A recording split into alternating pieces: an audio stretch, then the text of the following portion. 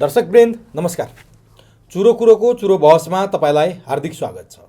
आजको चुरो कुरोको चुरो बहसमा हामी देवनागरी लिपि 64 वर्णाक्षर अङ्कहरू बचाउँ अभियानका अभियन्ता वरिष्ठ कवि अधिवक्ता रामेश्वर राउत मातृदाससँग संवाद गर्दैछौँ। अनवरत रूपमा गएको 15-16 वर्षदेखि उहाँ लगातार रूपमा यो अभियानमा सक्रिय हुनुहुन्छ। 22वटा कृति प्रकाशित गरिसक्नु भएको छ र 25वटा कृतिहरू प्रकाशोन्मुख छन्। मातृदासले कानुन, राजनीति, शास्त्र, नेपाली साहित्य र शास्त्रीय सङ्गीतको साधक र आराधकका रूपमा आफ्नो परिचय बनाउनु भएको छ र विगत 15 वर्षदेखि मैले भने चाहिँ उहाँ आन्दोलनमा अभियानमा सक्रिय हुनुहुन्छ। र अर्को एउटा लुकेको कुरा, अहिलेसम्म उहाँसँग पटक पटक संवाद गर्दाखेरि पनि हामीले त्यो कुरा थाहा पाएनौँ र आज मात्रै मैले थाहा पाएको छु। उहाँले संसारमा विश्वयुद्ध किन हुन्छ, विश्वमा विश्वयुद्ध किन हुन्छ भन्ने विषयमा स्नातकोत्तर गर्नुभएको छ र आजको सुरुवाती प्रश्न पनि म उहाँलाई यो नै राख्नेछु। र उहाँले अमरज्योति, निर्झर, न्यायभाव, गङ्गा, कानुन जस्ता महत्त्वपूर्ण पत्रिकाहरूको सम्पादन समेत गर्नुभएको छ र प्रधान सम्पादकको भूमिका पनि निभाउनु भएको छ। कामना, घटना र विचार, युग संवाद लगायतका पत्रिकाहरूमा उहाँका लेख रचनाहरू निरन्तर रूपमा आएका थिए र आज पर्यन्त पनि उहाँको आइरहेको छ। भाषा बचाउनका लागि निरन्तर खट्नुभएका रामेश्वर राउत मातृदास आजको चुरो कुरोको चुरो बहसमा हुनुहुन्छ। सबभन्दा पहिले म चुरो बहसमा रामेश्वर राउत मातृदासलाई स्वागत गर्छु। यहाँलाई चुरो बहसमा हार्दिक स्वागत छ। हार्दिक धन्यवाद उमेशजी।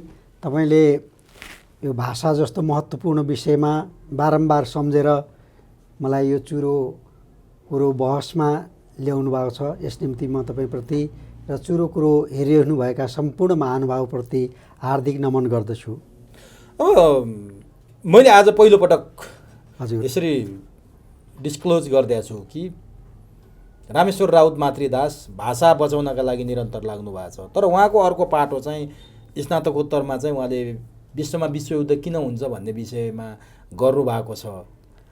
तपाईँको काम कुरो एकातिर कुम्लोबुगी ठिमीतिर भन्या जस्तो अब हुन त अब भाषाको यति विद्वान हुनुहुन्छ, साहित्यमा लाग्नु भएको छ। मैले यो प्रश्न सोधेँ, विश्वमा विश्वयुद्ध किन हुन्छ भन्ने विषयमा स्नातकोत्तर गर्नुभएको छ। तपाईँ लडिराख्नु भएको छ भाषा वर्णाक्षर बचाउँ अभियानमा।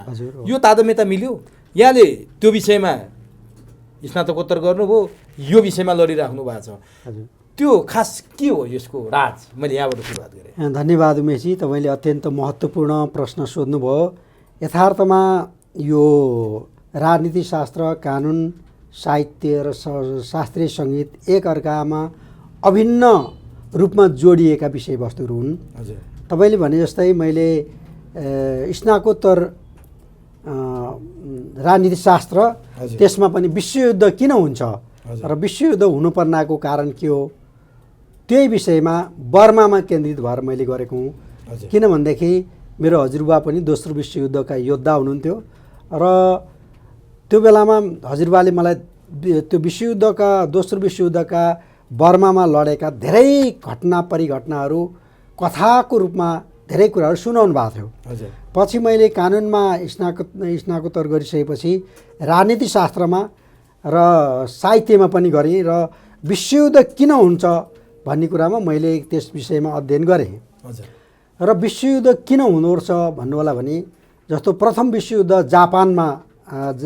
जापानको हिरोसी र नागासाकीमा लक्षित गरेर अमेरिकाले द फ्याट म्यान र लिटल बोय भन्ने दुईटा बम त्यहाँ प्रहार गरेर पूर्वको मोतीको रूपमा उदयमान भएको, शक्तिको रूपमा उदयमान भएको जापानको अर्थव्यवस्थालाई ध्वस्त बनायो र अमेरिकाले जापानमा प्रभुत्व जमायो। त्यसपछि दोस्रो विश्वयुद्ध बर्मामा केन्द्रित भएर भयो। त्यो किन भयो भन्नु होला भने, बर्मा भनेको हिराको खानी र अहिले पनि त्यहाँ कोहिनुर भन्ने चाहिँ सबभन्दा ठुलो, संसारको सबभन्दा ठुलो हिरा बेलायतमा छ। कोहिनुर तपाईँले सुन्दै आउनुभएको छ। त्यो कोहिनुर भन्ने हिरा बर्मामा थियो। त्यो कुरा बेलायतले थाहा पाइसकेपछि अब त्यो हिरालाई कसरी उत्खनन गरेर लाने, उत्तरतिर पूर्वमा जापान, उत्तरतिर चीन, दक्षिणतिर चाहिँ भारत, तिनतिर चाहिँ त्यत्र विशाल राष्ट्रहरू त्यो सिधै उत्खनन गर्न जाँदाखेरिमा बर्मेली सेना र अरू देशका सेनाले समेत आक्रमण गर्ने भएको हुनाले विश्वयुद्धको सञ्जाल रचेर बर्माको ध्यान विश्वयुद्धमा केन्द्रित गरेर त्यहाँको हिरा सारा उत्खनन भएर त्यहाँ लग्यो।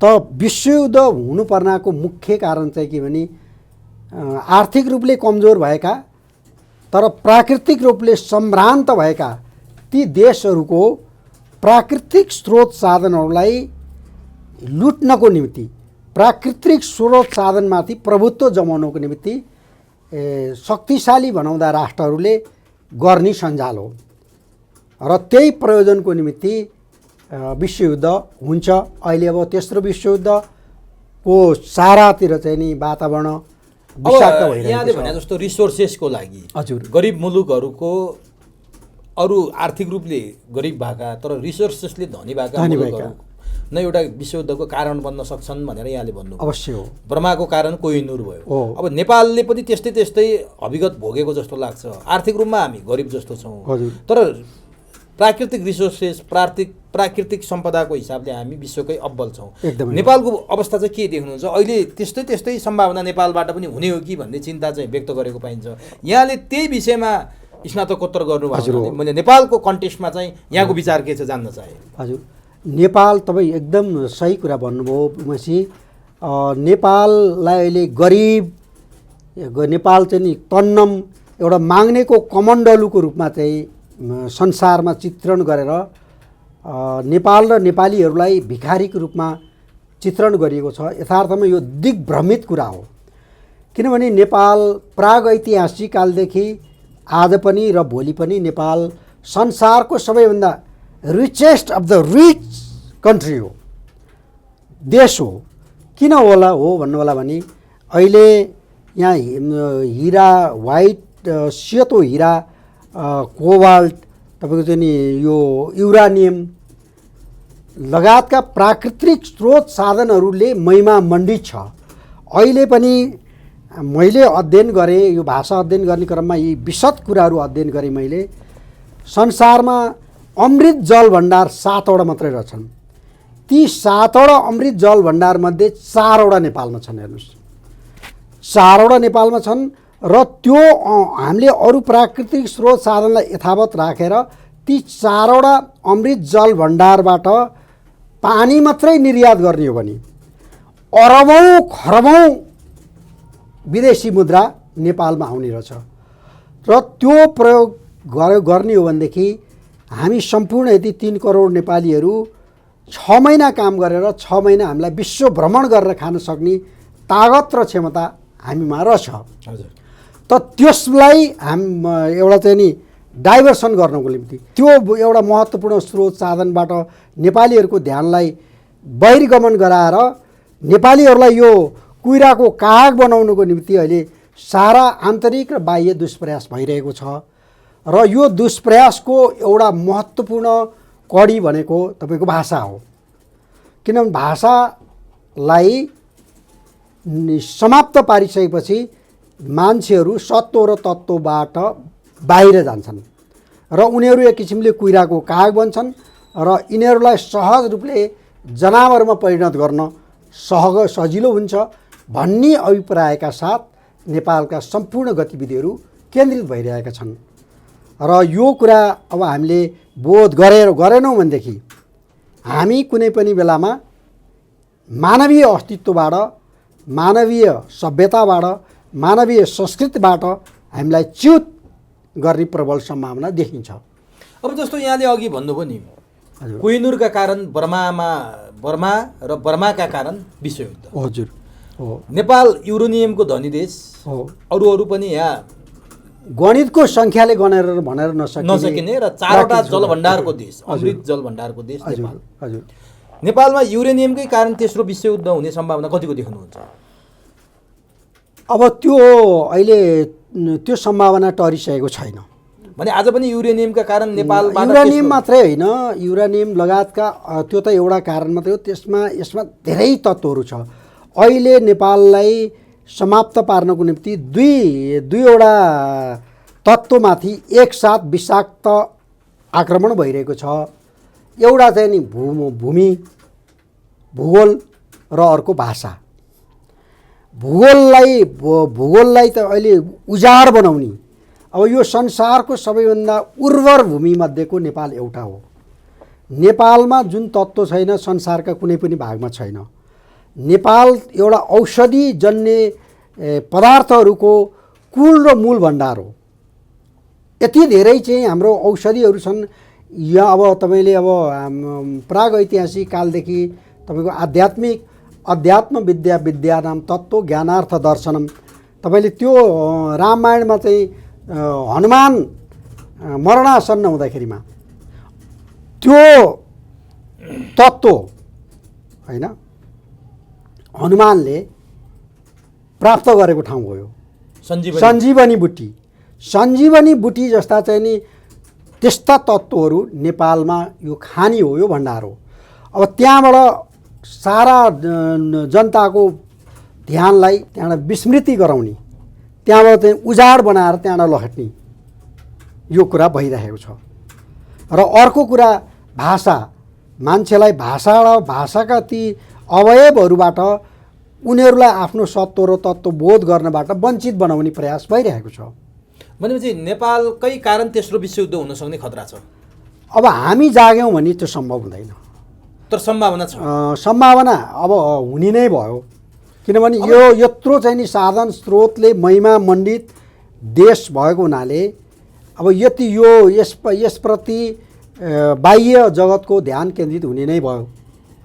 अब जस्तो अघि यहाँले भूगोल र भाषाको कुरा गर्नुभयो नि, भूगोलको लागि त विश्वमै त्यो छिमेकीले अथवा ठुलो छिमेकीले भूगोल मिचेका उदाहरणहरू हामी प्रशस्त सुन्छौँ। भाषा चाहिँ नेपालकै भाषामाथि प्रार हुनुपर्ने कारण चाहिँ के? जस्तो देवनागरी भाषा बचाउनको लागि अथवा 64 वर्णाक्षर बचाउनको लागि यहाँ लागिराख्नु भएको छ। त्योभन्दा अगाडि श्रीजङ्गा लिपि पनि ध्वस्तै पारे, रञ्जना लिपि पनि ध्वस्तै पारे। यहाँले पटक पटकको अन्तर्वार्तामा भन्दै आउनु भएको छ। नेपाली भाषामै आक्रमण हुनुको कारण चाहिँ के रहेछ? यसको तात्पर्य के रहेछ? कति राम्रो प्रश्न तपाईँले सोध्नुभयो। हेर्नुहोस् उमेशजी, अब भूगोल कुनै पनि राष्ट्रले आफ्नो शक्तिको प्रदर्शन गरेर कब्जा गर्यो भने पनि त्यो कुनै पनि बेला फर्काएर ल्याउन सकिन्छ। भूगोललाई मान्छेले कतै लगेर गोप्य रूपमा त्यसको चाहिँ अस्तित्व र महत्त्व मास्न मेट्न सक्दैन। जस्तो अहिले नेपालको पहिलाको भएको भूगोलमध्येको 3 खण्डको 2 खण्डभन्दा बढी भूगोल त मिचेर लगिसकेको छ। यद्यपि नेपाल सृष्टिको शिर हो। त अहिले भाषैमाथि किन आक्रमण भएको छ तपाईँले भन्नुभयो। अहिले नेपाली भाषा केवल नेपाली भाषा मात्र नभएर यो वेदको भाषा हो, यो उपनिषदको भाषा हो, यो गीताको भाषा हो, यो रामायणको भाषा हो, यो महाभारतको भाषा हो। हेर्नुहोस्, संसारमा ज्ञानको पनि ज्ञान, विज्ञानको पनि विज्ञान, चेतनाको पनि चेतना, सम्पूर्ण कुराको केन्द्रीय थलोको रूपमा रहेको वेद हो। र वेदलाई मुखर गर्ने भाषा भनेको देवनागरी लिपिमा आधारित 64 वर्णाक्षर सहितको यो हाम्रो भाषा हो। अब यो भाषा किन यति विधि छ तपाईँले भन्नुहोला। यो संसारको भाषाहरू मध्येको पनि भाषा किन हो भन्नुहोला भने देवनागरी लिपिमा आधारित भएका 64 वर्णाक्षरहरू भनेका ध्वनि विज्ञानमा आधारित भाषा छ। प्राण, अपान, व्यान, उदान र समान 5वटा वायु र यसलाई 49वटा मरुद्गण, यो भाषाको र सम्पूर्ण शक्तिको केन्द्रबिन्दु नै त्यही हो। किन तन्त्र, मन्त्र र यन्त्र, इलेक्ट्रोन, प्रोटोन र न्युट्रन, यो सबै कुराको शक्तिको केन्द्र भनेको नेपाल हो। र नेपाल सम्पूर्ण रूपले ज्ञानको भण्डार हो। तपाईँले प्रश्न गर्नु होला कसरी हो? अब यो हेर्नुहोस्, त्यो नभइदिएको भएदेखि 88,000 ऋषिमुनिहरूले यही भूमिलाई रोज्नुभयो। यो विश्वका संसारका वैदिक सनातन हिन्दू धर्मको केन्द्रीय थलो हो यो। र देवादिदेव भगवान शिवको वासस्थल यही हो। र त्रिपिटक जस्तो बुद्ध दर्शन प्रादुर्भाव भएको भूमि यही हो र यसको तुलनामा अरू टाइनी पार्ट्स अफ एलिमेन्ट्स मात्रै हुन्। त्यसो भएको हुँदा यो सत्व र यो शक्तिलाई नष्ट गर्नुको निम्ति अहिले यो सारा कुराहरू भइरहेको छ र यो सम्भव हुँदैन। अब नि जस्तो न्याय कानुनका शताब्दी पुरुष हजुर भनेर पनि चिन्छौँ हामी वरिष्ठ अधिवक्ता कृष्ण प्रसाद भण्डारी, हजुर। जो अब 98-99 कति वर्ष पुग्नुभयो। अहिले आजको दिनमा पनि उहाँ चाहिँ सर्वोच्च अदालतमा टुकुर टुकुर हिँड्दै जानुहुन्छ र बहस गरेका दृश्यहरू हामी देख्न सक्छौँ। हजुर हो। उहाँले त मातृदास यहाँलाई जोडेर, मातृदास भनेको भक्ति थापा बलभद्र कुँवरले नालापानीमा युद्ध लडे चाहिँ लड्न सक्ने लडाकु जुझारु ठान्नुहुँदो रहेछ यहाँलाई। उहाँले कतिपय ठाउँमा यस्तो कुरा बोल्नु भएको छ। किन उहाँले भन्नुको यो वास्तविकता के हो, तात्पर्य के हो यहाँको विषयमा? यो मेरा परम आदरणीय हाम्रा सम्पूर्ण न्याय कानुनका शताब्दी पुरुष वरिष्ठ अधिवक्ता कृष्ण प्रसाद भण्डारीप्रति मप्रति देखाउनु भएको यो सदाशयताप्रति म नमन गर्दछु। र उमेशजी, म कृष्ण बालकैदेखि भगवान् कृष्णको आराधक हुँ, पूजक हुँ र म सामर्थी भइसकेपछि पनि मेरो हजुरबा बालककालमा पनि मेरो हजुरबा कृष्णबहादुर राउत, उहाँबाट म धेरै प्रशिक्षित भएँ। त्यसपछि म विद्यार्थी कालमा कृष्णप्रसाद भण्डारीबाट असाध्यै उहाँले मलाई नाति जस्तै ठान्नुहुन्थ्यो। कृष्णप्रसाद भट्टराईबाट म साह्रै धेरै प्रभावित प्रशिक्षित भएँ र त्यसपछि कानुन क्षेत्रको युवा अवस्थामा कृष्णप्रसाद पन्तबाट म अत्यन्त धेरै प्रभावित र प्रशिक्षित भएँ र अहिले कृष्णप्रसाद भण्डारीबाट प्रभावित छु।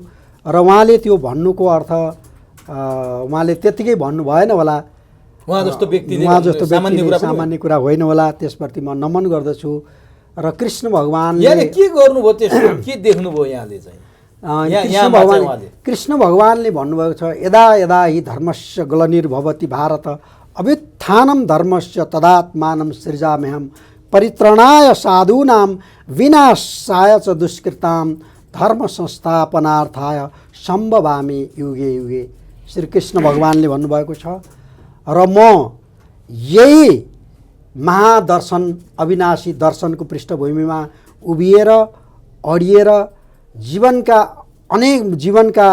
क्षण र मोडहरूमा अनेकौँ कठिन परिस्थितिहरू आउँदा पनि अविचलित भएर म भाषा रक्षाको धरातलमा लागिरही अहिले 18-19 वर्ष भयो सायद यही देखेर हुनुपर्छ। र बाँकी जीवन पनि म न्यायिक र निर्भीकतापूर्वक र भाषा सेवाकै निमित्त म लागिरहनेछु।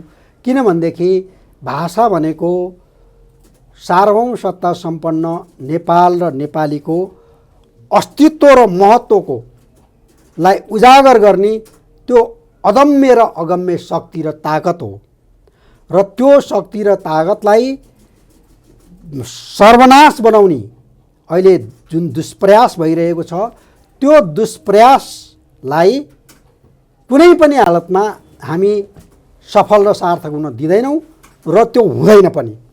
किन हुँदैन भन्नु होला भनेदेखि हाम्रो भाषा एकदम विज्ञान सम्मत छ। यो पाणिनीय व्याकरणमा आधारित छ र ओम माहेश्वराणी सूत्राणी ओम नमो बागेश्वराय नमो भनिएको छ। ओमबाट आरम्भ हुन्छ हेर्नुहोस्। र अहिले यो भाषामाथि हमला गर्नु भनेको देवादिदेव भगवान् शिवमाथिको हमला हो। अब हमला त त्यो भयो, यहाँले भने माने भर्खरै स्वस्थानी पनि समापन भएको छ। हजुर, जस्तो 15-16 वर्षदेखि यहाँ निरन्तर लाग्नु भएको छ, आफैले पनि भनिसक्नुभयो। तपाईँ भाषा रक्षाको धरातलमा अनवरत रूपमा सङ्घर्षरत हुनुहुन्छ। के नेपाली भाषालाई बचाउन सकिन्छ त? अहिले जसरी प्रहार भइरहेको छ, जसरी जुन अवस्थामा थिलथिलो बनाएर पुर्याइएको छ, फेरि तपाईँले बचाएर चाहिँ यो भाषालाई तन्दुरुस्त बनाउन सक्नुहुन्छ त? सम्भव छ? अब यो म एक्लै छैन। अब तपाईँले अस्ति मैले बारम्बार भन्दै आइरहेको छु, अहिलेसम्मको हाम्रो अध्ययनले 29 जना प्राप्त भइसकेका छन्। 29 जना प्राज्ञ प्राडाहरूलाई योजनाबद्ध ढङ्गले हाम्रो भाषाको देवनागरी लिपि र 64 वर्णाक्षरमा रहेका 16 वर्णका 16वटालाई 6वटा बाँकी राखेर बाँकी सबै सिद्ध्याउने, यतातिर 36वटा व्यञ्जन वर्णकाहरूलाई क्षेत्र ज्ञ तालव्य स ओ लगायतका वर्णहरूलाई सिद्ध्याउने र जम्मा 29वटा राख्ने सिङ्गो हाम्रो चाहिँ भाषालाई 2 ध्रुवमा किताकाट गरेर समाप्त पार्ने दुष्प्रयास भएको छ। तर यो हाम्रो भाषामा कतै पनि खोट छैन। हेर्नुहोस्, कतै पनि खोट छैन। यो वैज्ञानिक रूपले पनि देवनागरी लिपिमा आधारित भएका 64 वर्णाक्षरहरू भनेका अहिले आएको अत्याधुनिक रूपमा विकसित भएको इमेल, इन्टरनेट र कम्प्युटर मात्र होइन, राडरले समेत सही ढङ्गले अवलम्बन गर्न सक्ने लिपि र वर्णाक्षर भनेको देवनागरी लिपि मात्रै हो भन्ने कुराको निष्कर्ष आइसकेको छ। र अहिले यो कृत्रिम ढङ्गले अहिले हाम्रा सारा बालबालिकाहरूलाई हेर्नुहोस्, अभिभावकहरूबाट शुल्क असुलेर सारा बालबालिकाहरूलाई हाम्रो भाषा शुल्क लिएर हाम्रै भाषालाई समाप्त पार्ने यो बेइमानी भइरहेको छ। त्यो विश्वविद्यालय, विद्यालय, पाठ्यपुस्तक विकास केन्द्र र नेपाल प्रज्ञा प्रतिष्ठानलाई समेत प्रयोग गरेर अहिले त्यो भइरहेको छ। अब यो कुरा अहिले अब हामी कानुन व्यवसायहरू मेचीदेखि महाकालीसम्मका सम्पूर्ण कानुन व्यवसायहरू यसप्रति दत्तचित्त भएर हामी लागिरहेका छौँ। र न्यायालय पनि भाषाभन्दा बाहिर छैन। भाषा भएन भने न्यायालय र न्यायाधीशहरू पनि प्रयोजनहीन हुनुहुनेछ। त्यस भएको हुँदा हामी न्यायिक र निर्भीक रूपले हाम्रो यो भाषा होइन बचाउन शानदार सुखले सम्भव छ, यो बचाएरै छोडिन्छ। र अब यो अहिले मैले भने अहिले भूगोलमाथि भइरहेको, जमिनमाथि भइरहेको भ्रष्टाचारका सम्बन्धमा केही आशातीत कुराहरू त्यो पनि हामीले उठाउँदै आएका थियौँ। बालुवाटार लगायतका केही जमिनहरूलाई पुनः फर्काउने प्रयास सरकारले, नेपाल सरकारले गर्यो। यो स्तुत्य काम हो। तर भाषा भ्रष्टाचार यो पृथ्वीकै सबैभन्दा खतरनाक भाषा भ्रष्टाचार नेपालमा भएको छ। अहिले नेपाल संसारमा जम्मा 234वटा राष्ट्रहरू छन्। त्यसमध्ये 197 राष्ट्रहरू संयुक्त राष्ट्रसङ्घको सदस्य राष्ट्र छन्। त संयुक्त राष्ट्रसङ्घ युनेस्को घोषित नीतिमा के छ भन्नु होला भने संसारका कुनै पनि संयुक्त राष्ट्रसङ्घको सदस्य भएका राष्ट्रहरूको भाषा, साहित्य, कला, संस्कृति, रीतिरिवाज, परम्परा, धर्म, लिपि, अक्षरहरू हटाउन, घटाउन, मास्न, मेट्न पाइँदैन भन्ने घोषित नीति छ। अहिले संयुक्त राष्ट्रसङ्घको घोषित नीतिलाई समेत लत्याएर हाम्रा सवारीका साधनहरूबाट देवनागरी लिपिमा आधारित भएका अक्षर र अङ्कहरूलाई एकसाथ सिद्ध्याउनको निमित्त राज्य कोषबाट, तपाईँलाई आश्चर्य लाग्ला, मैले पटक भन्दै आएको छु, 5 खर्ब 45 अर्ब 55 करोड रुपियाँ निकासा गरेर त्यो समाप्त पार्ने दुष्प्रयास भएको थियो। त्यो दुष्प्रयासका विरुद्धमा हामी सम्पूर्ण रूपले एकताबद्ध ढङ्गले लायौँ र त्यसलाई मन्त्री परिषदबाट निर्णय गराएर अझै पनि त्योमा केही राजपत्रमा आइसकेको छ। तर अझै पनि त्यसको भूत बाँकी नै छ। त्यसको भूत बाँकी छ। त्यो चाहिँ त्यो कतिपय अब प्रदेशमा अधिकार गर्न खोजिरहेको छ। अहिले पनि हामीले थाहा पाइरहेका छौँ। भित्रभित्रै चाहिँ नि गोप्य रूपले परिपत्र पनि भइसकेको छ भन्ने कुरा आएको छ। र अब हामी त्यसका विरुद्धमा पनि हामी लागिरहेका छौँ। अहिलेको चाहिँ यातायात व्यवस्था मन्त्रीको चाहिँ यसको नाम नलिउँ, हत्यारा अपराधीको नाम लिँदा मात्र पनि पक्राउ पर्छ, निर्दोषी दोष यसको छ कि भनी शास्त्रले भनेको छ। यस्ता कुपात्रहरूको नाम कलमले लेख्नु त परै जाओस्, मुखले पनि उच्चारण नगर्नु भनेको छ। र यो शाश्वत मूल्य र मान्यता विपरीतको फैसला संवैधानिक इजलासबाट गर्ने प्रधान न्यायाधीशको हालत के भयो आम जनतालाई, तपाईँ हामीलाई सबैलाई थाहा छ। र त्यही भाषा समाप्त पार्ने अर्को चाहिँ एउटा युगल पौडेल भन्ने चाहिँ एउटा त्यो कुपात्रको त्यसको सर्वनाश भएको आम नागरिकहरू सबैलाई थाहा छ कि हामीले यसले दुष्प्रयास गर्यो। हेर्नुहोस्, आज उसको हात कलम भइसक्यो। र अहिलेको मन्त्री, यो यातायात मन्त्रीको अवस्था के छ? अवश्यमेव भोक्तव्यम कृतम कर्म शुभाशुभ नरै प्रतिकारैर बिना नैव प्रतिकारै कृते सती शास्त्रले भनेको छ। अब र यो सिद्ध्याउने दुष्प्रयास अब हामी अर्थमन्त्रीका पनि जान्छौँ। हेर्नुहोस्, कुनै पनि मन्त्री, प्रधानमन्त्री, प्रधान न्यायाधीश अथवा राष्ट्रका कुनै पनि निकाय भनेको त्यो राष्ट्रको सार्वभौम सत्ता सम्पन्न राष्ट्र र नागरिकहरूको अस्तित्व र महत्त्वलाई बचाउने दायित्व र जिम्मेवारी वहन गर्नको निम्ति हुन्। तर यी तस्कर र माफियाहरूको भरिया भएर झोले बनेर आफैलाई मुखर गर्ने, आफैलाई मुखर गराउने भाषा जस्तो चाहिँ नि सार्वभौम सत्ता सम्पन्न अस्तित्वसँग अभिन्न रूपमा जोडिएको तत्त्व समाप्त पार्छन् भने यिनको सर्वनाश त्यहीँबाट हुनेछ। 1 हुन्छ, 2 हुन्छ, 3 हुन्छ।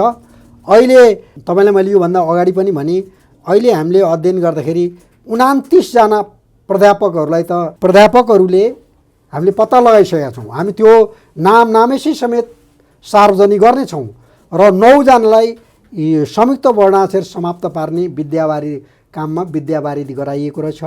अब यो कृत्य जालसाजीपूर्ण बेइमानी गर्ने यी प्राध्यापक र ती विद्यार्थीहरूको भाग्य र भविष्य अन्धकार पार्ने यी अन्धकार अत्याचारी अन्यायहरूका विरुद्धमा अब हामीले अख्तियार पनि चुप्लाएर बसेको छ अहिलेसम्म यो भाषा राष्ट्र भ्रष्टाचारमा। CIB को पनि ध्यान यसमा आकर्षित हुन आवश्यक छ। अख्तियारको ध्यान आकर्षण गराउनु भयो र यो हुन्छ। तर च्याउ उम्रेसरी नेपालमा साना ठुला अनेकौँ राजनीतिक पार्टी छन्। 70 वर्षको इतिहास बनाएका पार्टी पनि छन्, वर्षदिन बनाएका पनि छन्। देश र जनताका लागि गर्छौँ, राष्ट्रका लागि गर्छौँ भन्छन्। सङ्घ संस्थाहरू पनि कति छन्, कति ती निकायहरूलाई चाहिँ आफ्नै भाषाप्रति किन चासो नभएको होला? यहाँले के ठान्नुहुन्छ? यहाँ चाहिँ लागिराख्नु भएको छ। मैले भनेका यी सङ्घ संस्था, यी पार्टी, राजनीतिक दलमा त कहिल्यै यो विषयमा छलफल भएको सुनिँदैन। उनीहरूले न चुनावी एजेन्डा बनाउँछन्, न चुनावका घोषणापत्रमा लेख्छन्, न जनताका लागि आन्दोलन गर्दा सडकमा यी आवाज उठाउँछन्। यिनीहरूलाई चाहिँ चासो किन नभयो होला? कति राम्रो, एकदम सही प्रश्न गर्नुभयो। नेपालमा अहिले राजनीतिक आवरणमा जे राजनीतिक गतिविधि भयो भने यो राजनीति नै होइन। यो नेपालमा राजनीति छैन भन्ने कुराको एउटा जीवन्त प्रमाण हो। किनभने राजनीतिक आवरणमा भइरहेको अराजनीतिक गतिविधिका यी भरियाहरू मात्रै हुन् भन्ने कुराको पुष्टि प्रमाण उनीहरूकै गतिविधिबाट प्रष्ट भएको छ। दिनको घाम चाहिँ छर्लङ्ग भएको छ। जबकि यिनीहरू 3 हात माथि उफ्रेर भाषण गर्नको लागि त भाषै चाहिन्छ नि त। हेर्नुहोस्, भाषाकै कारणले गर्दाखेरिमा पूर्वी पाकिस्तान र पाकिस्तान देश टुक्रियो। संसारमा हेर्नुहोस्, एउटा चराचुरुङ्गी र पशुपक्षीले पनि आफ्नो भाषालाई नाश गर्दैनन्। सबभन्दा पहिला लुनाखोद नामको जहाजलाई चन्द्रमामा लग्यो। लाइका नामको कुकुरलाई रसाले बेलायतमा चन्द्रमामा लग्यो। त्यो किन लग्यो भन्नु होला भने त्यो कुकुरले पृथ्वीमा बस्दा कस्तो गतिविधि गर्दो रहेछ र त्यहाँ चन्द्रमामा गएपछि त्यसको भाषिक र त्यसका अन्य गतिविधि कस्तो हुँदो रहेछ भनेर परीक्षण गर्नको लागि ल्याएको थिए। उनीहरूले के पाए भने त्यो कुकुरले चन्द्रमामा जाँदाखेरि र पृथ्वीमा आउँदाखेरिको उसको भाषिक गतिविधिहरू कहिले पनि परिवर्तन भएन। उसले आफ्नो भाषाको भोक्ने तौर तरिका सधैँ उस्तै राख्यो। हजुर, यसबाट के पुष्टि? आफ्नो भाषाको महत्त्व र महानतालाई जनावरहरूले पनि बचाउँछन् भन्ने कुराको एउटा पुष्टि प्रमाणको निष्कर्षमा रुस पुग्यो। त त्यति पनि एउटा जनावरको जति पनि चेतना नभएका यी राजनीतिक दलहरूले राजनीति गरेका रहेछन् त। मलाई लागेको थियो नेपाली कङ्ग्रेसको चाहिँ नि अहिले हालसालै भएको महासमितिको चाहिँ बैठकमा भाषाको विषयमा कुरा उठौला भन्ने ठानेको थिएँ, लागेको थियो मलाई। अहिले आन्दोलन गर्ने दलहरूले, अभियन्ताहरूले पनि भाषाको, नेपाली कङ्ग्रेसले भाषाको सम्बन्धमा एक शब्द पनि बोलेन। अब राजनीतिक दलहरूले आफैलाई मुखर गर्ने, भाषालाई समाप्त पार्ने अत्याचार हुँदा समेत भाषा भ्रष्टाचार गर्ने अत्याचारीहरूलाई चाहिँ प्राज्ञ बनाउने, तिनीहरूलाई नै राष्ट्रको चाहिँ धन सम्पत्तिबाट सारा कुराहरू चाहिँ नि सिर्जित भएका मान सम्मानले अलङ्कृत गर्ने र भाषा सिद्ध्याउने अत्याचार गर्छन्, अन्धकार अत्याचार गर्छन् भने यी राजनीतिक दलहरूको सर्वनाश त्यहीबाट हुनेछ। यो कुरा लेखेर राखेको। अब राजनीतिक दलप्रति त यहाँले प्रश्न उठाउनु भयो, तर अब सुरक्षाको ठेक्का ल्याएका अथवा सुरक्षाकर्मीसँग पनि हामी कुरा गरौँ न त। नेपाली सेना, जनपद प्रहरी जसले हाम्रो सुरक्षाको लागि जिम्मेवारी वहन गर्छन्, उनीहरूको हातमा छ देशको सुरक्षा र तपाईँ हाम्रो सुरक्षा। अवश्य। त्यस्तै गरी सशस्त्र प्रहरी बल, गुप्तचर निकाय, निजामती कर्मचारी, यो देशको स्थायी सरकार, के भाषाको आवश्यकता यिनीहरूलाई हुँदैन, यिनीहरूले चाहिँ गर्नु पर्दैन, इम्बोस नम्बर सबैभन्दा बढी प्रयोग गर्ने चाहिँ त्यही नेपाली सेना देखिया छ होइन। अनि ती निकायहरू किन भाषाका सम्बन्धमा केही चासो नराख्या होला, यतातिर पनि त यहाँले प्रश्न उठाउनु पर्ला नि, राजनीतिक दलप्रति मात्रै प्रश्न उठाएर। तपाईँले सही भन्नुभयो, हामीले यो कुरा बारम्बार उठाइरहेका छौँ। अब नेपाली सेनाले नै सबभन्दा पहिले हाम्रो सवारी साधनहरूमा देवनागरी लिपिमा आधारित भएका लम्बरलाई राख्ने प्रचलन, पहिला लम्बर, त्यति बेला हेर्नुहोस् पूर्व 1 लम्बर, पश्चिम 1 लम्बर, पश्चिम 2 लम्बर भनिन्थ्यो हाम्रो। र दोस्रो विश्वयुद्ध हुँदाखेरिमा हिटलरले दिएको गोर्खालीहरूलाई चाहिँ नि उपहारको रूपमा दिएको सवारीको साधनमा आफ्नै भाषाको लम्बर राख्ने प्रचलन भीमफेदीदेखि नयाँ सडकसम्मको एउटा चाहिँ गाडी बोकेर ल्याउने नेपाली सेना र त्यति बेलाका जनसमुदायले बोकेर ल्याएको सवारी साधनमा नेपाली लम्बर राखिएको थियो। तर अहिले 21औं शताब्दीको उत्तरार्धमा आउँदाखेरिमा हाम्रा जर्नेल, कर्नेल, भर्नेल, यी वार्नेलहरू सबै चाहिँ नि आफ्नो भाषालाई समाप्त पार्ने चाहिँ नि इम्बोस आवरणको चाहिँ नि पासो लाएर हिँडिरहेका छन्। र हामीले अहिले जुन भाषा बचाउने अभियानमा हामीले निरन्तर रूपमा लागिरहेका छौँ, हामी संसारका कुनै पनि भाषाका हामी बैरी र विरोधी होइनौँ। हामीले अङ्ग्रेजी भाषालाई पनि हामीले विरोध गरेका छैनौँ, चाहे अङ्ग्रेजी भाषा होस्, चाहे चाइनिज भाषा होस्, चाहे हिन्दी भाषा होस्, चाहे फ्रेन्च होस्, चाहे डच होस्, यी सबै भाषा, जापानिज भाषा लगायतका सबै भाषाप्रति हाम्रो श्रद्धा सम्मान छ। र हाम्रो वेदोखिलो धर्ममूलम वसुधैव कुटुम्बकम भन्ने हामी दर्शनका हिमायती। तर नेपाली सेनाले अहिले आफ्नो भाषालाई समाप्त पार्ने, जनपथ प्रहरीले, सशस्त्र प्रहरी बलले आफ्नो सवारी साधनबाट चाहिँ यो आफ्नै भाषाको अस्तित्व समाप्त पार्ने संविधान विपरीतको यो अत्याचार गरिरहेका छन्। यो अत्याचार उनीहरूले तुरुन्त हटाउनुपर्छ। र जसरी संयुक्त राष्ट्रसङ्घको सवारी साधनहरूमा शिर भागमा देवनागरी लिपिमा आधारित भएका अक्षर र अङ्कहरू छन् र तल अङ्ग्रेजी छन्, त्यस्तै नेपाली सेना, नेपाल प्रहरी, जनपथ प्रहरी, सशस्त्र बल, गुप्तचर निकाय र निजामती क्षेत्रका यी ठुल्ठुला भने यिनीहरूले देश र जनताका रगत पसिना डकारेर यिनीहरू आफूलाई ठुलो ठानिरहेका छन्। यी अन्यायीहरूले चढ्ने सवारीका साधनहरूमा पनि संयुक्त राष्ट्रसङ्घले जसरी अहिले चाहिँ नि शिर भागमा देवनागरी लिपिमा आधारित भएका अक्षर र अङ्कहरू राखेको छ, तल अङ्ग्रेजी राखेको छ, त्यसै गरी राख्नु अनिवार्य छ। र अब यो कुरा मौजूदा संविधानको धारा 1(1) विपरीत छ, धारा 7(1) विपरीत छ, धारा 32(3) विपरीत छ, धारा 28 विपरीत छ, धारा 174 को 1-10 विपरीतको छ र संयुक्त राष्ट्रसङ्घको युनेस्को घोषित नीति समेतको विपरीत छ। यदि संविधान विपरीतको, अन्तर्राष्ट्रिय मूल्य र मान्यता विपरीतको काम राज्यका चाहिँ नि सुरक्षा निकाय र निजामती कर्मचारीले गर्छन् भने यो ऐन कानुन कसले मान्ने? वनका जनता, जन्तु, जनावरले त मान्ने होइनन्। त्यस भएको हुँदा हामीले यो कुरा उनीहरूले गरेको अहिलेसम्मको असंवैधानिक, गैर कानुनी र अन्तर्राष्ट्रिय मूल्य र मान्यता समेतको विपरीतमा गएर यो काम गरिरहेका छन्। यो आपत्तिजनक अन्धकार अन्याय हो। यो अन्याय सम्पूर्ण जिम्मा नेपालीहरूले उठाउनुपर्छ। तपाईँहरू जस्ता, तपाईँ विशेष गरी म तपाईँहरू चुरो कुरो र तपाईँलाई म नमन गर्दछु, किनभने अहिलेसम्म नेपालमा जति पनि सञ्चार माध्यमहरू छन्, यी सञ्चार माध्यमहरूले भाषाको सम्बन्धमा अहिलेसम्म केही बोलेका छन्। यतिसम्म कि हेर्नुहोस्, रेडियो नेपालले भाषाको सम्बन्धमा भएका गतिविधिहरूको सम्बन्धमा एउटा केही दिँदैन। गोर्खापत्रलाई त तपाईँको दोहोरो तलब खाने मान्छेहरूलाई त्यहाँ राखेर अहिले हाम्रा हजारौँ वर्षका अभ्यास, प्रयोग र परीक्षणबाट शुद्ध र परिष्कृत भएर आइसकेका संयुक्त वर्णाक्षरहरूलाई सर्वनाश बनाउने, बेइमानी गर्न, बेइमानी त्यहाँ दिनका 200-300 वटा शब्दहरू समाप्त पारिएको छ। अब यो कुरा हामीले अहिले वर्तमान सञ्चार मन्त्रीलाई पनि हामीले गएर भनिरहेका छौँ र फेरि पनि भन्छौँ हामी, यो अत्याचारको काउसो नेपाल र नेपालीहरूले बोकेर हिँड्दैनन्, हिँड्नु हुँदैन। र नेपाली सेना पनि सचिनुपर्छ, जनपथ प्रहरी पनि सचिनुपर्छ, सशस्त्र पनि सचिनुपर्छ र निजामती कर्मचारी जो लोकसेवा पास गरेर आएका अत्यन्त प्रखर विद्वान हौँ भन्ने हुन्छन्, यिनीहरूको पनि अस्तित्व र महत्त्व जोडिएको र गाँसिएको विषय हो नि त भाषा। सचिवलाई चाहिँदैन भाषा, मुख्य सचिवलाई चाहिँदैन भाषा र प्रधानमन्त्रीलाई राष्ट्रपतिलाई चाहिँदैन भाषा। अब यो त यहाँले उहाँहरूप्रति प्रश्न उठाउनु भयो। तपाईँ आफै पनि कानुन व्यवसायी हुनुहुन्छ, राजनीति शास्त्रमा साहित्यको प्रखर अध्येताको रूपमा यहाँले परिचय बनाउनु भएको छ। त्यस्तो व्यक्तित्व, न्यायालय र कानुन व्यवसायहरूको भाषा बचाउने काम पक्कै पनि हुनुपर्छ। त्यहाँ चाहिँ कस्तो पाउनुभयो? यहाँ त कानुन व्यवसायी पनि हुनुभयो, साहित्यकार पनि हुनुभयो, भाषाविद पनि हुनुभयो, राजनीति शास्त्रमा अध्ययन गरेको पनि हुनुभयो। अब कानुन व्यवसायीले चाहिँ के काम गरेका छन् त भाषा? हार्दिक धन्यवाद उमेशजी। यदि मैले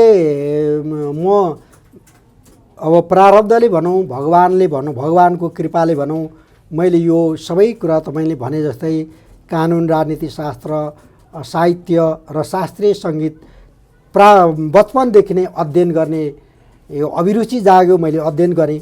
र यदि मैले त्यो शास्त्रमा आधारित भएका कानुनलाई र राजनीति शास्त्रलाई अध्ययन नगरेको भएदेखि म यसरी दर्विलो ढङ्गले उभिएर भाषा रक्षाको निम्ति अभियान लिएर हिँड्न सक्दैन थिएँ। र अहिले हाम्रो कानुन व्यवसायी पृष्ठभूमिका व्यक्तित्वहरूले भाषा रक्षाको निम्ति जुन किसिमको भूमिका खेल्नु भएको छ, यो भाषिक इतिहासको निम्ति अत्यन्त ठुलो महानतम काम हो। किनभने अहिले हेर्नुहोस्, यो इम्बोस नम्बरका असंवैधानिक इम्बोस नम्बरलाई समाप्त पार्नको निम्ति पनि 705 जना कानुन व्यवसायीहरूले हस्ताक्षर गरेर अभियान गरेर सर्वोच्च अदालतका प्रधान न्यायाधीशलाई समेत दिएर हामीले चाहिँ उहाँहरूलाई चाहिँ वैधानिक धरातलमा ल्याउनको लागि ठुलो प्रभाव खेलेको छौँ। अहिले चाहिँ नि नेपाल प्रज्ञा प्रतिष्ठानबाट निकालिएको शब्दकोशको रूपमा आएको भ्रमकोशलाई निस्तेज बनाउनलाई पनि 709 जना वरिष्ठ अधिवक्ताहरूले आफ्नो हस्ताक्षर दिएर हामीले चाहिँ त्यो अभियानमा हामी अदालतभित्र प्रवेश गरेका छौँ। र अहिले हेर्नुहोस्, केही अधिवक्ताहरूले केहीहरूले चाहिँ नि ओम जस्तो चाहिँ नि हाम्रो सत्व र तत्त्वसँग जोडिएका कुराहरूलाई चाहिँ नि यो चाहिँ ऊको चाहिँ नि दीर्घ ऊको चन्द्रबिन्दु लगाएको भन्ने जस्ता चाहिँ निम्छरो प्रयोजनहीन प्रमाणविहीन बहस पनि गरे। तर त्यसका विरुद्धमा 709 जना कानुन व्यवसायीहरूले आफ्नो भाषालाई बचाउनको निमित्त अनवरत रूपले अभियानमा लागिराख्नु भएको छ। अहिले हामी मेचीदेखि महाकालीसम्मका सम्पूर्ण कानुन व्यवसायीहरू पूर्वनको रूपमा भएर हामी एउटा निःशुल्क कानुन व्यवसायीको धरातलमा उभिएर कानुन भाषाको रक्षाको निम्ति हामीले बहस गर्छौँ भनेर हामीले प्रतिबद्धता जाहेर गरिसकेका छौँ। र सर्वोच्च अदालत बार एसोसिएसन, नेपाल बार एसोसिएसनका अध्यक्ष लगायतका उहाँहरू व्यक्तित्वहरूले पनि भाषा रक्षाको निम्ति प्रखर भूमिका खेल्दै आउनु भएको छ। अब अहिले सर्वोच्च अदालत बार एसोसिएसन भाषा, साहित्य, कला, संस्कृति समिति नै गठन गरेर त्यसको चाहिँ सदस्य सचिव मलाई नै दिएको छ। र हामी निष्ठापूर्वक भाषा रक्षाको निम्ति हामी अविचलित धरातलमा उभिएर हामी लड्नेछौँ, लाग्नेछौँ। र यसमा हामीले कानुन व्यवसायीहरूले कतै पनि धर्म रहनु हुँदैन। यहाँहरूको मुक्त कण्ठले हामी प्रशंसा गर्छौँ र हाम्रो दर्शकले पनि यो कुरा हेर्नु। हजुर, अब यहाँ छन् एउटा भाष्य निर्माण गरिएको छ क्या नेपालमा। हजुर, नेपालका कुनै पनि क्षेत्रको अध्ययन गर्दा निराशा बाहेक उत्साह पाइँदैन। हजुर, यहाँ किसानले दुध पोखेको छ सडकमा आएर। हजुर हो। किसानले तरकारीमा डोजर लगाएको छ, बिक्री हुँदैन। हजुर, 2 रुपियाँ किलो बन्दा बेच्दा, 5 रुपियाँ किलो बन्दा बेच्दा पनि बिक्री हुँदैन। निराशा बाहेक केही पनि छैन। यो मैले किसानसँग जोडेँ। हर तरह विद्यार्थी नै यहाँ सम्भव छैन भने यहाँ छ, विदेशिएको छ, स्कुल कलेज सबै बन्द भइसके, रोजगारीको सिर्जना केही छैन। तर भाषाको क्षेत्रमा तपाईँको यो अनवरत आशा र उत्साहको रहस्य चाहिँ के हो? अब सबै ठाउँ निराशा छ। तपाईँ चाहिँ आशा गरेर यो सम्भव छ भन्नुभएको छ, न्यायालयले गरेका अथवा कानुन व्यवसायीले गरेका कुरा पनि ल्याउनु भएको छ, सुरक्षा निकायले नगर्दा, राजनीतिक दलले नगर्दा आक्रोश पनि पोखिराख्नु भएको छ। यहाँमा त्यो आशाको दियो चाहिँ केले बालिरहेछ? हेर्नुहोस्, अब एउटा म यहाँलाई एउटा तत्त्व, एउटा जितात्मन प्रशान्तस्य परमात्मा समाहित शीतोष्ण सुख दुखेषु तथा मानपमानयो भनेको छ। यो कुरा तपाईँले भन्नुभयो जस्तै अहिले सर्वत्र निराशा छ र बाह्य रूपमा आवरणमा हेर्दाखेरिमा पनि आशा गर्ने ठाउँ कतै पनि छैन। तर एउटा कुरा के छ भने नेपाल भनेको सृष्टिको शिर हो। नेपाल भनेको देवादेव भगवान शिवको वासस्थल हो। नेपाल भनेको 88,000 ऋषिमुनिहरूको तपोभूमि हो। नेपाल भनेको देव भगवान बुद्ध, शान्तिका दूत भगवान बुद्धको जन्मस्थल हो।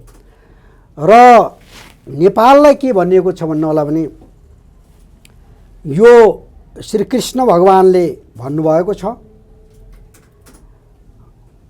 यो नेपालको अस्तित्व र महत्त्वलाई समाप्त पार्ने दुष्प्रयास भयो भनेदेखि त्यति बेला म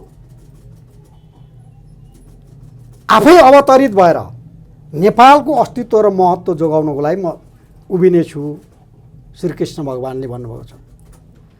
त्यसो भएको हुँदा यो भाषा भनेको अहिले पनि मैले भने सम्पूर्ण सत्व र तत्त्व जोडिएको, वेदको कुल र मूल 88,000 ऋषिमुनिहरूले प्रादुर्भाव गर्नुभएको सत्व र तत्त्वको आधार भूमि हो। त्यस भएको हुँदा हामी कहिले पनि निराश छैनौँ र आम नागरिक दाजुभाइ दिदीबहिनीहरूलाई पनि म निराश नहुनको लागि अनुरोध गर्दछु। जीवन भनेकै एउटा आशा र उत्साहको बाँसुरी हो। अब जस्तो यो 15-16 वर्षको दौरान यहाँले चाहिँ अनवरत रूपमा सङ्घर्षका क्रममा राज्यका प्राय सम्पूर्ण निकायहरू, राष्ट्रपति, प्रधानमन्त्री, प्रधान न्यायाधीश, मन्त्री, मन्त्रालय, देशका सबै निकायहरूमा भाषा रक्षाको सन्देश पुर्याइसक्नु भएको छ। कतिपय ठाउँमा त म आफै पनि यहाँसँग यथार्थमा हाम्रो देशको समग्र दुर्गति हुनुमा कसको कस्तो भूमिका देख्नुभयो त? सबै ठाउँ यहाँले राष्ट्रपतिदेखि लिएर सामान्य चाहिँ कर्मचारीसम्म पनि यहाँले भेटघाट गर्नुभएको छ, सामान्य भुइँ मान्छेसम्म पनि जानुभएको छ। त्यो बसन्तपुरको काल भैरवको अगाडि गएर यहाँले पाञ्चजन्य सङ्घ पनि फुक्नु भएको छ, शक्तिपीठहरूमा पनि जानुभएको छ। के कारण, कसको कारण यस्तो अवस्था भएको देख्नुभयो? कसको भूमिका छ? अब यस कस्तो राम्रो प्रश्न गर्नुभयो। अब मैले यो 16-17 वर्षको अध्ययनका क्रममा हेर्नुहोस्, अहिले निजामती क्षेत्रलाई स्थायी सरकार भनिन्छ। निजामतीका लगभग 2% बाहेक 98% निजामती क्षेत्रका कर्मचारीहरूलाई यो राष्ट्रप्रति कुनै पनि चासो छैन। उनीहरूलाई भाषा, साहित्य, कला, संस्कृति, रीतिरिवाज, परम्परा, आफ्नो अस्तित्व र महत्त्वप्रति उनीहरूलाई कुनै पनि महत्त्व भएको मैले पाइनँ। उनीहरू चाहिँ जसरी हुन्छ मातृ मांस भक्षण गरेर भने पनि पैसा द्रव्य पिसाचको रूपमा छन्। र त्यसो भन्दैमा केही राम्रा व्यक्तित्वहरू नभएका होइनन्। जस्तो मैले तपाईँलाई उदाहरण दिउँ, आज यो पृथ्वीमा हुनुहुन्न शान्तबहादुर श्रेष्ठ, तत्कालीन शिक्षा सचिव, उहाँ हुनुहुँदो रहेछ। उहाँलाई हामीले चाहिँ पहिलो भेटमा चाहिँ जाँदाखेरिमा उहाँले भन्नुभयो के भयो, के समस्या पर्यो भनेर चाहिँ भन्नुभयो। मैले भने समस्या हामीलाई होइन, शिक्षा मन्त्रालयमा रहेछ सचिवजी भने। के हो त्यस्तो भने हामीले त्यो शिक्षा मन्त्रालयमा हेरौँ, तलदेखि माथिसम्म करोडौँ रुपियाँका चाहिँ नि त्यो फ्लेक्सहरू भाषा समाप्त पार्ने किसिमले बनाएर झुन्ड्याएको रहेछ। किनभने शिक्षा मन्त्रालय भनेको देशभरिको शिक्षालयको केन्द्रीय थलो। त्यहाँ गएका विद्यार्थी, त्यहाँ गएका शिक्षक, त्यहाँ गएका प्राध्यापकहरूलाई यसरी भाषा भत्काउनुपर्छ भनेर प्रशिक्षण दिनको लागि, यो मनोवैज्ञानिक प्रभाव पार्नको लागि त्यो झुन्ड्याएको रहेछ। हामीले त्यो कुराहरू चाहिँ नि शिक्षा सचिवलाई भनेपछि उहाँले बडो प्रभावित भएर, मातृदासजी आजसम्म कोही पनि यो विषयमा आएका थिएनन्, मलाई पनि यो विषयले औडा भएको थियो, म भोलि नै यो सिद्ध्याइदिन्छु भनेर उहाँले भोलिपल्ट नै सारा कुरा, ती सम्पूर्ण कुरा समाप्त पारिदिनु भयो। त्यस्तै गरेर चाहिँ नि हेर्नुहोस्, सहरी विकास मन्त्रालयको त्यति बेलाको चाहिँ नि सचिव, उहाँले पनि त्यो वर्षौँदेखि चाहिँ नि बनाइएको त्यो कुरा सारा कुराहरू फेरबदल गरेर गर्नुभयो। र त्यस्ता केही क्रिम ब्रेन भएका, राष्ट्रप्रति समर्पित र प्रतिबद्ध भएका कर्मचारीहरू पनि हुनुहुन्छ। ती व्यक्तित्वहरूको निष्ठाका कारणले मात्र आज हामी छौँ। र अन्ततः प्रधानमन्त्री, प्रधान न्यायाधीश, मन्त्रीहरूको भूमिका चाहिँ के देख्नु? होइन, अहिले त अब यी त आवरण मात्रै हुन्। मैले अहिले पनि अब यिनीहरू त मलाई लाग्छ मैले आक्षेप लगाएको होइन, उहाँहरूको चाहिँ गतिविधिबाटै के देखेछु भने उहाँहरू कसैले बोकाएको भारी बोक्ने भरिया मात्रै हुनुहुन्छ उहाँ। किनभने उनीहरूलाई यो आफ्नो राष्ट्रको, आफ्नो नागरिकहरूको यो सत्व र तत्त्वबोध गराउने सार्वभौम अस्तित्व र महत्त्वसँग जोडिएका कुराहरूमा ध्यान दिने कुनै पनि फुर्सद अब छैन। उहाँहरूले उनीहरूलाई जसरी हुन्छ सत्ता, शक्ति र सम्पत्ति, होइन, उहाँहरूले बचाउनको लागि ध्यान त दिनु भएन। अब यहाँले यो भाषा चाहिँ कहाँबाट कसले कसरी बिगारेर बिग्रेको पाउनुभयो त? बचाउनु त उहाँहरूले सक्नु भएन। बिगार्ने चाहिँ को रहेछ फेरि? अनि बिगार्ने त यहाँ त अहिले भेट्नुभयो होला नि त, पाउनुभयो होला। यो बिगार्नमा त्रिभुवन विश्वविद्यालयको नेपाली भाषा केन्द्रीय थलमा रहेका त्यति बेलाका प्राध्यापक, अहिलेको मात्रै होइन, त्यति बेलाका प्राध्यापकहरूदेखि लिएर त्यति बेला भने कहिले? त्यति बेला अब 2040 सालबाट भाषा भाषा समाप्त पार्ने, शब्दकोश मार्फत चाहिँ हाम्रा वर्णमालाहरूलाई समाप्त पार्ने, हाम्रा लिपिहरूलाई समाप्त पार्ने, अब दीर्घलाई ह्रस्व लेख्ने, ह्रस्वलाई दीर्घ लेख्ने, यो भाषिक मर्यादालाई समाप्त पार्ने काम अहिले त्यति बेला पनि भएको रहेछ। अब अहिले हेर्नुहोस्, जनजातिहरूले चाहिँ नि ह्रस्व लेखे हुने र हाम क्षेत्री बाहुनहरूले दीर्घ लेख्ने, यसरी समाजलाई विभाजित गराउने काम यी प्राध्यापक बनाउँदा, प्राज्ञ बनाउँदा व्यक्तित्वहरूबाट भइरहेको रहेछ। यो कुरा हामीले तथ्यगत ढङ्गले हामी अध्ययनरत छौँ। अहिले पूर्व प्रधान न्यायाधीश, पूर्व न्यायाधीश, वरिष्ठ अधिवक्ताहरू हामी यसमा अध्ययनरत छौँ। हामी कुनै पनि रूपले कसैलाई लान्छना लगाउने, कसैलाई आरोप लगाउने होइन कि हामी तथ्यको धरातलबाट उभिएर सप्रमाण हामी यो काम गरिरहेका छौँ र कुनै पनि हालतमा यो कृत्य जालसाजीपूर्ण बेइमानी गर्नेहरू यिनीहरूले आफ्नो हात कलम आफैले समाप्त पार्ने काम गरेका हुन् र यिनीहरू एक किसिमले जिम्दा लासमा परिणत भइसकेका छन्। र अब हामीले नेपाल प्रज्ञा प्रतिष्ठानले निकालेको शब्दकोशको नाममा निकालेको चाहिँ भ्रमकोशलाई पनि अस्ति हामीले सर्वोच्च अदालतमै एउटा बृहत कार्यक्रम गरेर त्यसमा भएका त्यो बिगारिएका कुराहरू, सारा कुराहरू प्रस्ट्याउने काम भएको छ र अहिले वर्तमान कुलपतिले पनि त्यो कुरालाई महसुस गर्नुभएको छ र हामी यही पृष्ठभूमिमा रहेर हामी आफ्नो भाषालाई जोगाउन, जगाउन, बचाउनमा हामी प्रतिबद्ध छौँ। अब अन्तिममा छु। हजुर। देशभित्र देशवासीहरू बस्न सक्ने अवस्था छैन आज। हजुर। सबै समाप्त भयो, सबै सम्भावनाहरू ढोका बन्द भइसके भन्ने न्यारेटिभ बनेको छ। हजुर। भाषाको आवश्यकता नै किन पर्यो यस्तो बेला, तपाईँलाई लाग्दैन? अब सबैले देश छोडेर जान लागिसके, देश खाली हुन लागिसक्यो, केही सम्भावना छैन भन्ने आवाज बाहेक केही सुनिँदैन। तर अब त्यो त्यस्तो भइसकेपछि तपाईँले चाहिँ भाषाको आवश्यकता किन पर्यो? अत्यन्त राम्रो प्रश्न, दर्बिलो प्रश्न सोध्नुभयो। हेर्नुहोस्, पृथ्वी भनेको सबैको साझा घर हो। वेदोखिलो धर्ममूलम वसुधैव कुटुम्बकम भनेर त्यो महानताको उद्घोष गर्ने शास्त्र भनेको वेद हो। अहिले संसारमा जति पनि राष्ट्रहरू छन् वास्तवमा एउटै घरका विभिन्न कोठाहरू मात्रै हुन्। पृथ्वी जसै चाहिँ यो आकाश एउटै छ, पृथ्वी पनि दुईटा छैन। पृथ्वीमा जति पनि राष्ट्रहरू छन् एउटै घरका कोठा जसोहरू हुन्। र हामीले त के बारम्बार के भन्दै आइरहेका छौँ भने ठिक छ, संयुक्त राष्ट्रसङ्घको ठाउँमा विश्व सरकार बनोस्, अमेरिकाले पनि आफ्नो यो राज्यको परिधिलाई समाप्त पारोस्, बेलायतले, फ्रान्सले, चीनले, भारतले सबैले सिद्ध्याओस् र अमेरिका, बेलायत, फ्रान्स जस्ता ठुल्ठुला राष्ट्रहरू विश्व महानगरपालिका बनुन्। भारत जस्ता अलिक कम विकसित राष्ट्रहरू विश्व उपनगरपालिका बनुन्। हामी पनि विश्व गाविस बनाउँला, संसारलाई एउटै राष्ट्र बनाउँ। यो चाहिँ नि पासपोर्ट भिसाको यो अवधारणा समाप्त पारौँ। हामीले त्यो घोषणै गरेर भन्यौँ। तर भाषा, संसार एउटै राष्ट्र भए पनि भाषा सबैलाई आवश्यक छ।